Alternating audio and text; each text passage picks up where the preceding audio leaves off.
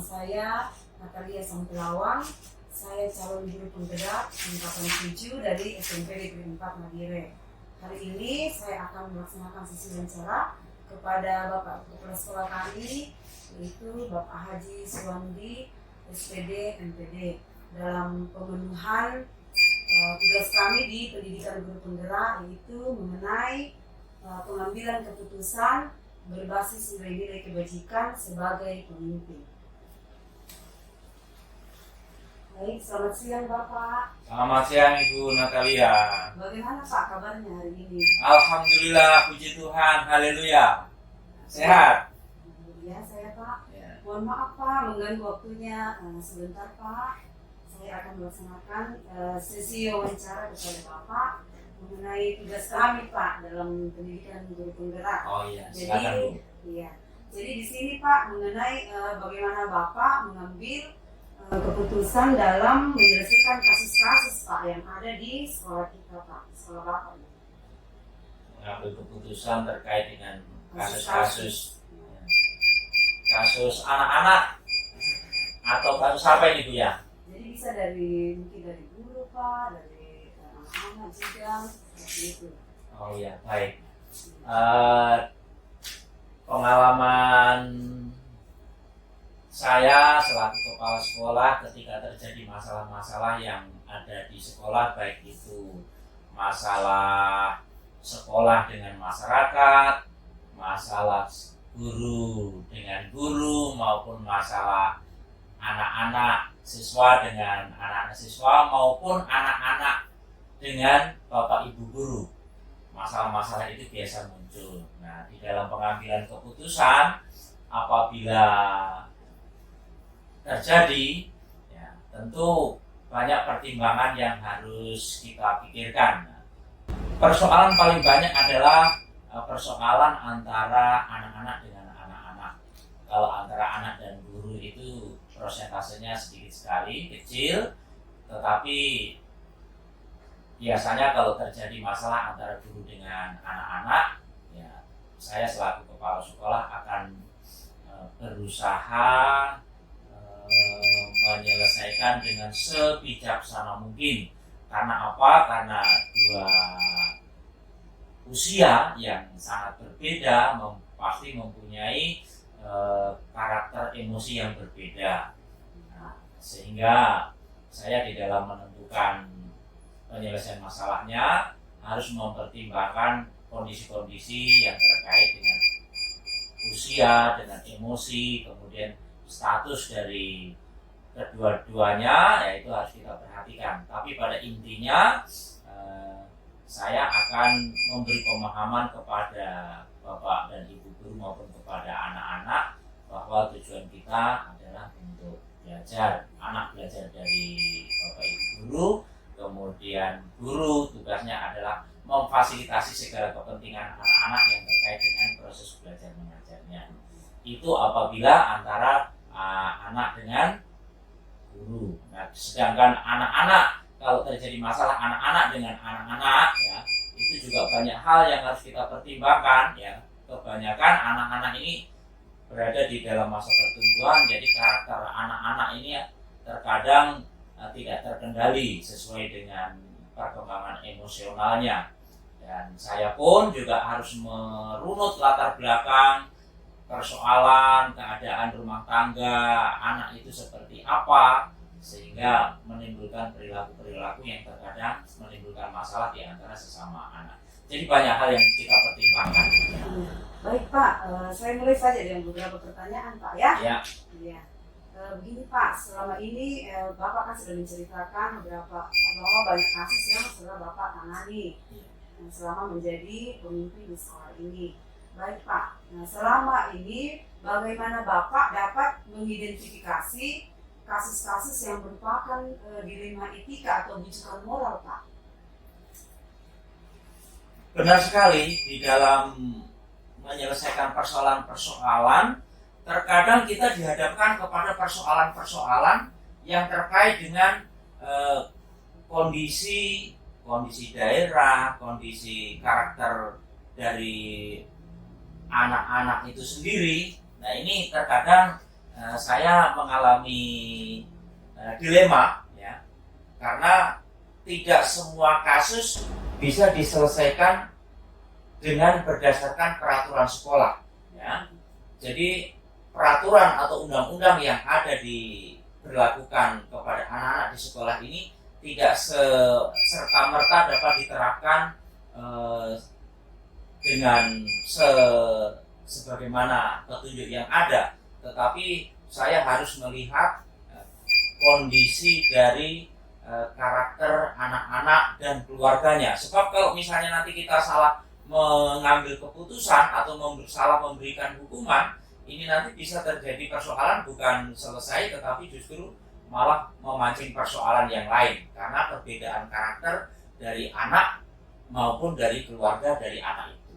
Jadi betul-betul kita harus berpikir seperti apa budaya dari anak-anak yang bermasalah itu. Kemudian karakter orang tuanya kita juga harus pahami seperti apa. Ya. Karena banyak di antara orang tua yang tidak menginginkan anaknya dinyatakan bersalah. Ada juga orang tua yang sepenuhnya menyerahkan kepada sekolah. Jadi bervariasi pemahaman. Tetapi sebagai pengambil keputusan di sekolah, tentu saya banyak mempertimbangkan terkait latar belakang budaya, karakter keadaan keluarganya, karakter anak itu sendiri, dan kebiasaan-kebiasaan yang berlaku pada komunitas-komunitas tertentu. Itu harus saya perhatikan baik-baik, Bu. Ya. Ya, baik Pak. Jadi di sini saya bisa mengambil kesimpulan bahwa untuk mengidentifikasi kasus-kasus tersebut, Bapak melihat latar belakang budaya, Ya. terus karakter orang tua Pak, Iya, ya, betul. terus Karakter anak juga. ya, karakter anak dan juga kebiasaan-kebiasaan yang berlaku. Iya, Ya. betul. Baik. Yang kedua Pak ya, selama ini bagaimana Bapak menjalankan pengambilan keputusan di sekolah Pak, terutama untuk kasus-kasus di mana ada dua kepentingan yang sama-sama benar Pak, atau sama-sama mengandung nilai kebajikan. Seperti itu Pak. Bagaimana Bapak menjalankan pengambilan keputusan? Iya. Memang betul, ya. Kedua-dua persoalan semuanya penting, ya. Tetapi pasti ada yang lebih penting dari kedua kepentingan itu, ya. Jadi di dalam mengambil keputusan tentu saya harus menimbang, ya, harus melihat jauh ke depan, ya, mana yang lebih menguntungkan dan mana yang kira-kira untuk melihat bahwa itu kepentingan sesaat saja. Jadi saya harus menentukan, ya, mana yang harus kami dahulukan. Tentu yang kami dahulukan adalah satu kepentingan yang lebih banyak, kepentingan banyak orang, dan mempunyai nilai waktu yang sangat panjang. Nah, itu yang harus kami pilih. Seperti itu. Iya, terima kasih Pak.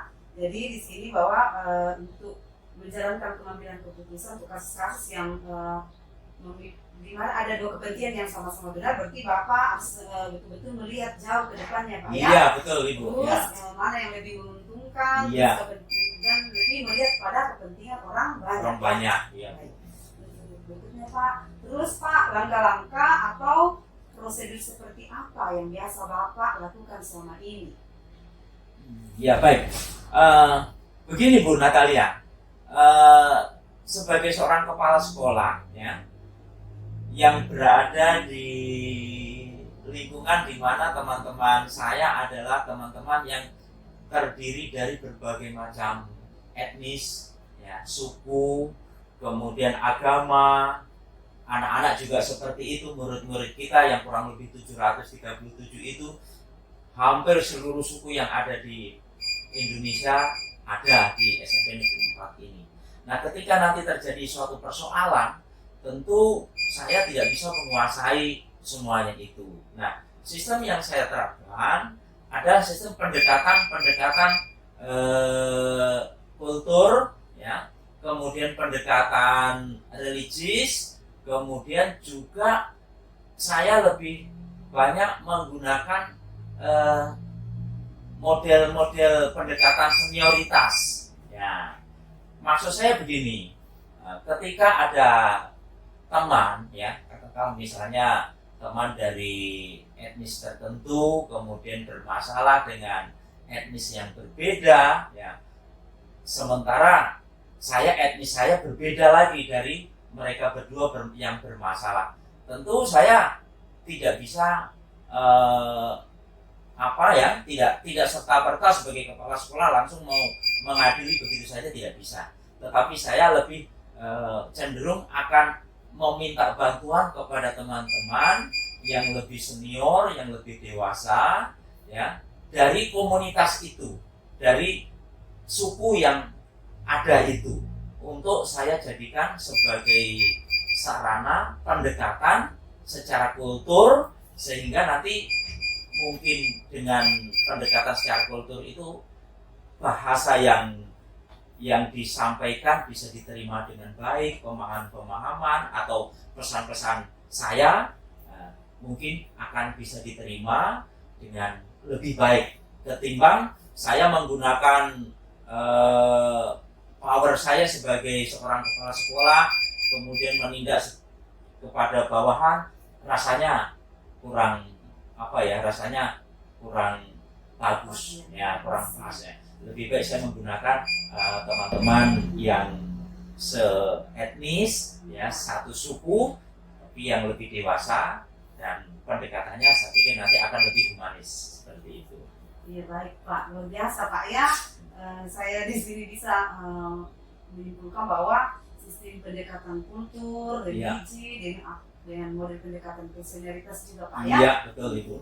Baik Pak.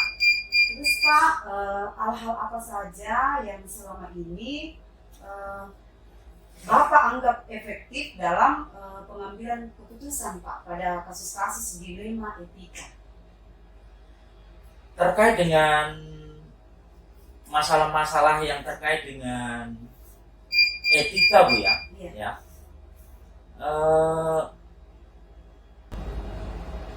Yang menjadi dilema, dilema etika yang pernah saya alami, yaitu memang harus banyak mempunyai perasaan, kalau bahasa kasarnya itu sampai hati. Ya. Ada dua kepentingan yang berbeda, tetapi masalahnya ada di antara teman-teman. Nah, saya harus bisa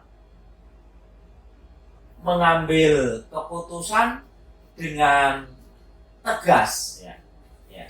Jadi ketegasan ketika kita berada di posisi yang sangat sulit, ya, terkait dengan dilema etika ini, ya, intinya yang saya harus nampakkan adalah ketegasan, ya. Itu yang efektif bagi Ya. Bapak, ya.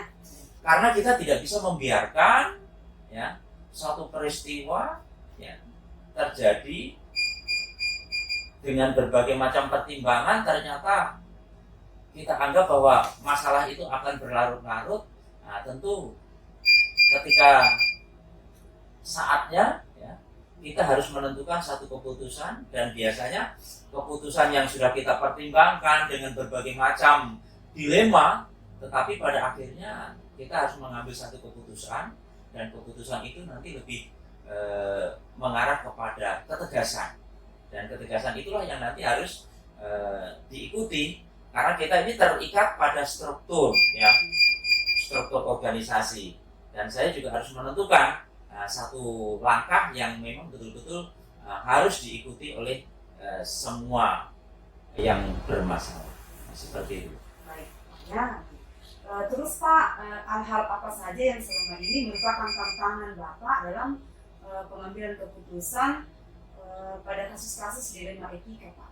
Jadi tantangannya Pak dalam mengambil keputusan saat pengambilan keputusan pada kasus-kasus dilema etika. Begini Bu Natalia, ya, baik itu kasus yang terjadi pada anak-anak maupun antara anak dan guru maupun antara guru dengan guru, ya, terkadang ketika kita dihadapkan pada satu masalah, ya masalah itu akibat dari pengaruh halo efek. Ya. Halo efek ini merupakan satu pengaruh yang sangat sulit untuk dihindarkan, karena ketika kedua orang yang bermasalah dan kedua-duanya itu adalah orang yang kita kenal, orang yang mungkin ada pengaruh, atau mungkin ada keluarga-keluarga siapa dan siapa. Nah, sementara kepala sekolah juga harus menjaga semuanya. Nah, tentu ini nanti menjadi dilema tersendiri bagi kepala sekolah dalam rangka mengambil keputusan. Nah tentu di dalam mengambil keputusan ini amat sangat sulit. Nah, tetapi kepala sekolah tidak boleh berlarut seperti itu. Nah, untuk saya pribadi, ya mencoba membatasi atau mengurangi risiko-risiko yang berhubungan dengan orang-orang atau guru-guru dan anak-anak yang mempunyai pengaruh-pengaruh yang sulit untuk kita kesampingkan.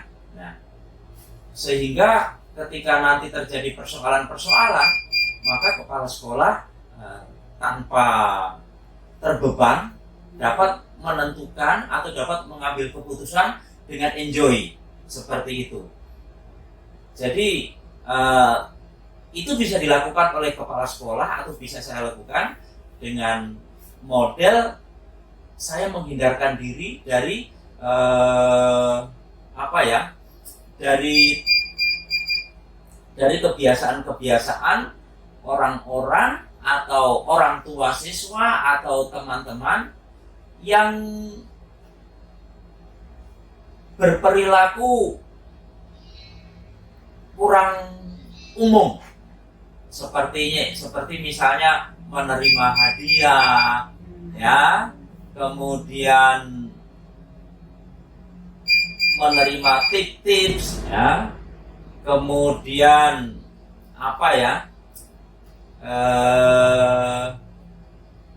hubungan-hubungan yang spesial dan lain sebagainya. Nah, itu saya menghindarkan diri seperti itu. Jadi saya harus bisa membatasi diri sampai sejauh mana batasan-batasan yang antara kepala sekolah dengan siswa, antara kepala sekolah dengan guru, antara kepala sekolah dengan orang tua siswa. Sehingga saya ketika nanti menghadapi masalah-masalah dilema etika itu, saya terbebas dari beban moral atau beban sosial seperti apa yang Ibu tanyakan itu. Ya. Baik Pak. Terus apakah Bapak memiliki sebuah jadwal tertentu ataukah kala bagaimana dalam sebuah penyelesaian kasus dilema etika Pak? Apakah Bapak langsung menyelesaikannya di tempat atau memiliki sebuah jadwal untuk menyelesaikannya? Terus bentuknya atau prosedur yang seperti apa yang Bapak jalankan? Pada prinsipnya begini, Ibu Natalia, ya, ketika terjadi persoalan, ya, tentu saya harus melihat dulu, ya, persoalan itu antara siapa dan siapa, terus bagaimana kadar persoalannya, ya. Kalau misalnya antara guru dengan guru terjadi masalah, atau guru dengan murid terjadi masalah, atau antara anak dengan anak terjadi masalah, ya, saya harus melihat dulu kadarnya, ya, peluang untuk membesarnya masalah itu seperti apa, ya, saya bisa melihat itu. Nah, ketika masalah itu nanti akan berpeluang untuk membesar, tentu ini harus kita selesaikan secepat-cepatnya. Tetapi ketika persoalan itu yang sifatnya hanya sekedar mungkin salah pemahaman, kemudian kemungkinannya tidak berlarut-larut atau tidak besar dampaknya, ya biasanya saya mempelajarinya terlebih dahulu. Dan pengalaman saya ketika melihat ada persoalan-persoalan antara guru dengan guru, ya saya mencoba untuk mempelajari apa persoalannya, akar masalahnya seperti apa, ya seperti itu. Nah, kalau memang harus segera kita selesaikan, hari itu juga akan kita selesaikan. Tetapi kalau memang setelah saya mengetahui akar masalahnya, ternyata kesimpulan saya ini tidak terlalu mengganggu program kerja kita, itu nanti saya akan mencari momen yang tepat, kemudian memanfaatkan teman yang tepat untuk membantu menyelesaikan persoalan. Demikian juga yang terjadi pada anak-anak. Ada beberapa anak-anak yang bermasalah, tapi konstelasi persoalannya tidak terlalu besar. Ya biasanya saya menunggu waktu, mencari momen yang tepat untuk bertemu dengan anak-anak yang bermasalah, kemudian kita beri pemahaman secara bersama-sama. Tetapi ada juga persoalan-persoalan yang harus kita selesaikan pada saat itu. Jadi tergantung dari konstelasi persoalannya seperti apa, seperti itu. Sesuai kadar persoalan. Iya betul ya. Jadi Bapak juga perlu melihat persoalannya, baru mungkin apakah harus cepat diselesaikan atau mungkin bisa melihat ditunda. Ya, iya. Baik Pak. Adakah seseorang atau faktor-faktor Pak yang selama ini mempermudah atau membantu Bapak dalam pengambilan kasus-kasus dalam dilema etika, dalam pengambilan keputusan untuk menangani kasus-kasus dilema etika? Oh iya betul ya. Seseorang Pak, iya. Saya di dalam menyelesaikan persoalan yang terjadi di sekolah, Ibu, ya saya tidak serta-merta sebagai kepala sekolah lantas saya berkuasa untuk menentukan keputusan sendiri, tidak ya. Karena pada prinsipnya apa yang terjadi di sekolah ini adalah masalah kita bersama ya. Saya berusaha untuk bagaimana menciptakan suatu kondisi kebersamaan di antara teman-teman, di antara teman dengan anak-anak, di antara siswa dengan siswa, antara guru dan masyarakat dan lain sebagainya. Suatu ketika nanti terjadi persoalan, yang pengalaman selama ini, pasti saya tidak akan mengambil keputusan sendiri. Saya selalu melibatkan teman-teman, ya. Walaupun nanti pada akhirnya saya yang ngomong kepada teman itu, tetapi sebelum mengambil keputusan, saya selalu melibatkan teman-teman ya, untuk mengambil keputusan. Karena yang saya pikirkan adalah teman-teman ya, itu juga punya andil di dalam memimpin sekolah ini, seperti itu. Iya. Baik Pak, ini pertanyaan saya yang terakhir Pak. Oh, iya. Dari semua hal yang telah Bapak sampaikan, pembelajaran apa kira-kira yang dapat Bapak petik dari pengalaman Bapak mengambil keputusan di dalam etika, dalam keputusan dilema etika? Pengalaman yang paling besar bagi kita Bu Natalia, ya. Pembelajaran Pak. Ya, pembelajaran. Pembelajaran untuk kita semua, ya, bahwa ketika terjadi satu masalah, ya, kita jangan sekali-sekali melihat si A itu satu suku dengan saya, si A itu agamanya sama dengan saya. Ya, si A itu suka memberi sesuatu kepada saya, jangan. Ya, artinya begini, kita harus merdeka, ya, di dalam bersikap, di dalam berperilaku, di dalam mengambil keputusan. Seorang kepala sekolah harus betul-betul terbebas dari segala kepentingan pribadi kepala sekolah. Itu intinya. Ya. Sebab kalau kepala sekolah tidak bisa merdeka di dalam mengambil keputusan, itu nanti akan menjadi bumerang bagi kepala sekolah. Jadi kita berperilaku yang wajar, yang umum, ya, supaya teman-teman kita, anak-anak murid kita, masyarakat dengan sekolah, ya, nanti semuanya bersinergi untuk membesarkan sekolah kita. Seperti itu. Jadi kita harus bebas, harus merdeka di dalam berpikir, merdeka berperilaku, kita harus merdeka di dalam bergaul. Seperti itu. Jangan sekali-sekali mengaitkan itu kita satu agama, kita satu kepercayaan, kita satu suku, kita satu daerah, itu harus kita buang jauh. Seperti itu. Luar biasa Pak. Ya.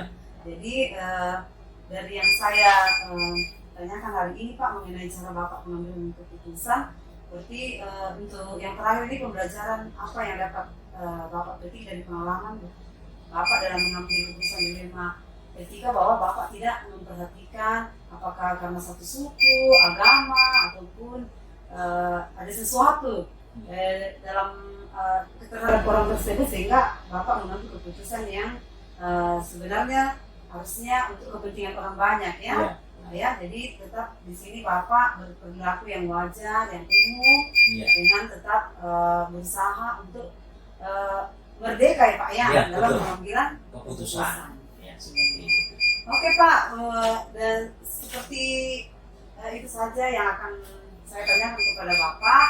Jadi saya mungkin mohon pamit dan berterima kasih Pak atas waktu Bapak yang sudah Bapak luangkan untuk saya, meskipun ini libur tetapi luar biasa. Tidak apa-apa. Terima kasih juga atas dukungannya kepada saya. Seperti itu Pak. Kita harus bersinergi. Iya. Oke, makasih Ibu. Terima kasih Pak. Selalu sudah bahagia Pak. Amin. Ya.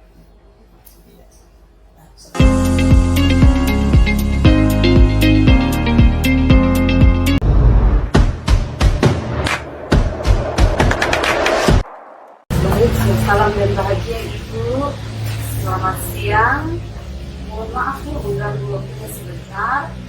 Ini Bu, saya Natalia Sampulawang, calon guru penggerak angkatan 7. Hari ini saya akan melaksanakan sesi wawancara dengan Ibu, di mana untuk pemenuhan tugas saya Ibu di pendidikan guru penggerak yaitu modul 3.1 mengenai pengambilan keputusan dalam menyelesaikan kasus-kasus yang ada di sekolah Ibu.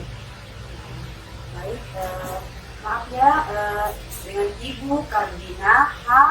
Ibrahim SPD MPD ya Ibu ya. Baik Ibu, mungkin saya mulai saja dengan pertanyaan Ibu ya. Selama ini Bu, bagaimana Ibu dapat mengidentifikasi kasus-kasus yang merupakan dilema etika atau bisikan moral di sekolah ini Bu? Jadi saya mengidentifikasi kasus-kasus yang terkait dengan etika atau moral serta didik yang pada prinsipnya kita melihat apakah pelanggaran itu ada tingkatan yang berat, ada sedang, mungkin ada yang masih bisa kita selesaikan secara pribadi dengan anak tersebut. Jadi mana yang kita bisa selesaikan dengan peserta didik langsung dan mana kita harus mengundang orang tua atau wali dari peserta didik. Nah selama ini kami mengidentifikasi kasus itu sedang dan masih bisa ditangani antara guru BP atau kesiswaan dengan peserta didik yang bersangkutan, itu yang kami jalankan. Nah, kalau kita lihat jika kasusnya itu berat dan kami harus mengundang atau mengambil orang tua atau wali dari peserta didik, kami akan selesaikan bersama-sama dengan orang tua. Seperti itu selama ini yang saya lakukan. Tapi itu hasilnya juga maksimal dan berdampak positif bagi peserta didik dan sekolah juga, dan orang tua juga berjalan aktif dan sangat merespon baik dengan apa yang kami lakukan. Jadi tidak merugikan siswa dan juga tidak merugikan sekolah. Pada prinsipnya kita membangun. Jadi peserta didik yang lebih baik dan harapan dia yang terbaik. Bukan harapan kita. Jadi karena tugas guru itu kan bukan hanya mengajar, ya, membimbing, didik, membina. Jadi itu kita harus lakukan sama-sama meningkatkan diri. Iya Ibu ya. Jadi yang saya bisa simpulkan Ibu bahwa Ibu mengidentifikasi kasus-kasus yang merupakan dilema etika atau etika moral di sekolah dengan cara Ibu melihat tingkat dari kasus tersebut ya. Baik Bu, untuk berikutnya selama ini bagaimana Ibu menjalankan pengambilan keputusan di sekolah Ibu, terutama untuk kasus-kasus di mana ada dua kepentingan yang sama-sama benar atau sama-sama mengandung nilai kebajikan Ibu. Jadi selama ini pengambilan keputusan yang saya ambil bukan secara pribadi, tetapi juga saya minta pertimbangan dari guru BP, kesiswaan. Kita melihat kasus ya, anak yang kalau masih bisa saya selesaikan dengan peserta didik itu sendiri, atau pertama saya serahkan ke guru BP. Kalau guru BP masih bisa menyelesaikan dengan peserta didik tersebut dengan melakukan pembinaan pendekatan, pembimbingan, konseling, dan kita selesaikan seperti itu. Tapi mungkin ada bisa melibatkan orang tua dan bapak ibu guru yang lain, wali kelas dan juga kepala sekolah, ya kami lakukan juga seperti itu. Jadi pada prinsipnya Bu, kami di sini kita tidak merugikan anak. Selagi anak itu masih bisa kita bina, masih kita bisa bimbing, ya ke arah yang lebih baik dan dia bisa berubah, itu langkah yang kita ambil. Pasti tidak ada yang dirugikan. Ya, dengan sebagainya. Baik Ibu, terus langkah-langkah atau prosedur seperti apa yang biasa Ibu lakukan selama ini? Pertama, kalau kita lihat tingkat kasusnya, biasa kami pertama kasih peringatan, ya. Panggilan pertama ke orang tua. Jadi orang tua datang, jika kasusnya itu ya, perlu penanganan khusus, nanti kami bikin pernyataan yang materai sendiri kepada orang tua. Nah, jika masih ulangi, kita skor 10 hari sampai biasa juga ada 2 minggu, kita lihat kasusnya ya. Jadi seperti itu. Nah, tapi sih kadang anak kalau sudah dibikin pernyataan, itu pasti berubah. Jadi kalau ada pernyataan anak-anak, ya saya sudah ini kok Iya, ya. berubah. Nah, kadang juga terkait dengan yang pernah juga nanti sudah di skor. Artinya ada skor dari sekolah 10 hari, ya, tapi didampingi oleh orang tua dan kami menyampaikan skor ini bukan berarti anak itu sesuka-sukanya di rumah, tapi dia harus belajar di tempat saja ya. Dia di rumah itu belajar dan mungkin bisa dia di bawah pengawasan orang tua dan nanti wali kelasnya memberikan tugas dari bapak ibu dulu sesuai mata pelajaran, supaya dia di rumah itu bisa mengajarkan dari bapak. Misalnya kalau hanya belajar sendiri tanpa ada di rumah. Ya, bagus sekali Ibu.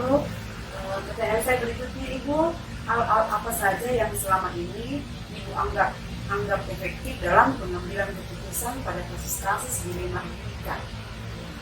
Hal yang dianggap ya, kalau saya lihat selama ini ya Bu, yang kadang saya tidak memberikan pada guru BP, tetapi kadang-kadang kalau saya lihat saya bisa tangani, ya, saya melakukan pendekatan ke peserta didik, saya panggil, ya, saya ajak seperti kita teman begitu ya. Jadi kenapa begitu, kenapa bisa terjadi, mungkin apa yang menurut kamu baik itu kalau melakukan begitu, kan nanti si anak bisa cerita begini. Bisa juga kadang-kadang karena latar belakang keluarga, sehingga kita kan perlu mengetahui latar belakang si anak. Kalau misalnya kalau sering-sering mengulangi kebiasaannya yang ya, tidak baik itu ya. Jadi jangan sempat pertama kita guru. Nah, saya kasih sanksi seperti itu, tapi kita tidak tahu di balik semua itu ya kenapa dia bisa begitu. Nah, karena juga ada latar belakang orang tua, karena orang tua sudah pisah, karena juga tinggal dengan orang lain, itu juga sesuatu. Jadi kita perlu sebelum bertindak itu atau memberikan sanksi, kita perlu tahu dulu latar belakangnya, sehingga dia membuat hal-hal yang lebih. Jadi yang itu anggap efektif itu mendekati anak, lalu perlu mengetahui latar belakang keluarga ya. Baik Ibu, terus Ibu apa saja yang selama ini merupakan tantangan dalam pengambilan keputusan pada kasus-kasus dilema etika? Tantangannya. Ya, tantangan memang ada orang tua mau menerima sanksi yang diberikan oleh sekolah, ada juga yang tidak menerima. Jadi kan, nah itu penjelasan memang kadang miskonsepsi kan, pemahaman belum tentu pola pikir kita sama dengan orang tua. Ya, terkadang orang tua ada yang menganggap jika kalau kita kasih sanksi A misalnya anaknya, ya merugikan anaknya. Tapi kalau kita memberikan penjelasan secara baik, ya tujuan sanksi itu apa dan kenapa diberikan sanksi, nah pasti orang tua menerima. Dan kadang orang tua setuju, oh ya itu biar ada pembelajaran buat sih. Karena kalau kita di rumah, ya itu tidak mendengar. Jadi kami yang tidak ini dia dengar. Jadi seperti kadang orang tua yang minta, tidak apa-apa ibu. Nanti ibu tidak usah kasih tahu dia kalau kami punya orang tua mendukung ibu ya. Jadi seperti itu. Jadi kita komunikasikan dengan orang tua ya. Jadi ya nanti ibu yang salahnya begini kita berlakukan ini pada kerja di sekolah seperti ini, bagaimana jadi kita komunikasikan dengan orang tua secara baik dan tidak menimbulkan miskonsepsi itu, karena kan berbeda konsep itu ya pasti ya kenapa anak saya ini yang mungkin atau diberlakukan beda-beda begitu ya sama dan itu berlaku untuk semua masyarakat. Berarti di sini ya, memang ada tantangannya Ibu ya seperti itu, tapi ini bisa menyelesaikannya ya dengan menggunakan komunikasi ya dengan orang tua. Menyelesaikan masalah itu sangat penting kita melakukan. Kalau mereka orang tua tidak tahu apa yang kita tanya, dan ibu dulu dia itu di rumah ada baik begini karena kan baik kalau kita mengenai orang tua ini ada sanksi yang harus kita berikan kepada biar anak itu bilang itu tidak usah nanti saya begini harus kita tahu orang tua karena kan orang tua kenapa itu sudah diskusi untuk tidak tahu jadi penting itu kita harus komunikasi dengan luar biasa Ibu. Baik Ibu, untuk kasus-kasus yang dialami di sekolah ini, adakah Ibu jadwal tertentu dalam penyelesaian kasus dilema etika? Apakah Ibu langsung menyelesaikannya di tempat atau memiliki sebuah jadwal untuk menyelesaikan?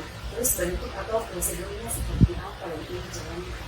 Jadi kami di sini tidak seperti itu karena prinsipnya kami mau diselesaikan lebih baik sehingga tidak ada pihak yang dirugikan. Nah, kalau suatu masalah kita menunggu jadwalnya sementara anak ini butuh ada sanksi, ya. Kalau tidak ada sanksi, kalau ada sanksi itu kan lebih cepat.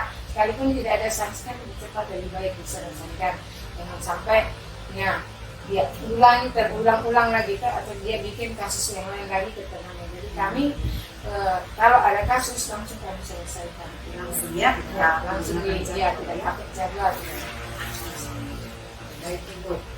Mungkin tinggal dengan orang tua saja misalnya kalau masih bisa hari ini misalnya kasusnya hari ini kita bisa panggil orang tua dan hadir ya langsung, kalau tidak ya besoknya baru orang tua melakukan seperti itu. Intinya Ibu ya Tidak langsung ya.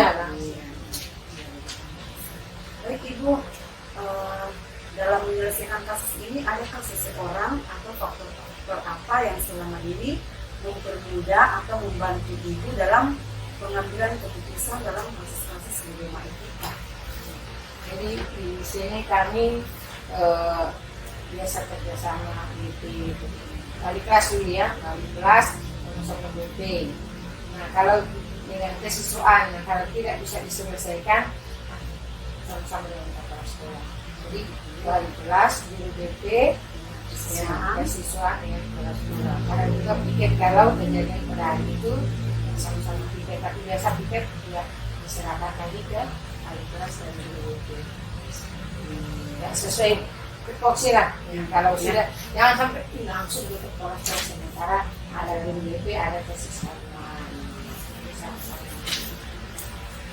Baik Ibu, ini yang terakhir Ibu ya. Dari semua hal yang telah Ibu sampaikan, pembelajaran apa yang dapat Ibu petik dari pengalaman Ibu mengambil keputusan di rumah? Jadi hal pembelajaran yang baik yang dapat saya petik, memang kita tidak semula mengambil keputusannya di waktu itu secara musyawarah, baik itu dengan teman sejawat dengan BP, wali kelas, kesiswaan dan orang tua. Jadi kalau kita menyelesaikan setiap kalau belum tentu ya menurut kita sudah baik, tapi ada yang lain. Jadi alangkah baiknya kita selesaikan secara musyawarah, secara bersama-sama dengan BP, wali kelas dengan lokasi kesiswaan. Nanti misalnya kalau masalahnya harus butuh diputuskan secara bersama-sama dengan mungkin bapak ibu guru yang lain yang sangat penting yang seperti itu. Jadi saya tidak mengambil keputusan saya sendiri. Kalau kan kita sudah ada tanda tertib, ya misalnya kita mau bijaksanai tanda tertib itu menyalahi kan, ya jadi saya harus musyawarah dengan bapak ibu ini bukan sepihak ya, bukan keputusan kepala sekolah. Tapi menurut bapak ibu bagaimana jalan yang terbaik ya. Jadi kita tidak merugikan anak, tidak merugikan sekolah, dan tidak merugikan orang tua. Jadi tidak merugikan anak, orang tua maupun sekolah ya. Ya. Ya, pada prinsipnya ya, kita jalankan mana yang baik lah. Ya. Baik Ibu, mungkin demikian sesi wawancara kita Ibu. Terima kasih atas waktunya. Ibu sudah memberikan kesempatan bagi saya di dalam sesi wawancara, sehingga saya dapat juga memperoleh hal-hal yang menarik Ibu dari sekolah ini mengenai pengambilan keputusan dan dalam menyelesaikan kasus-kasus dilema etika ataupun rujukan moral Ibu. Ya. Baik Ibu, terima kasih. Ya.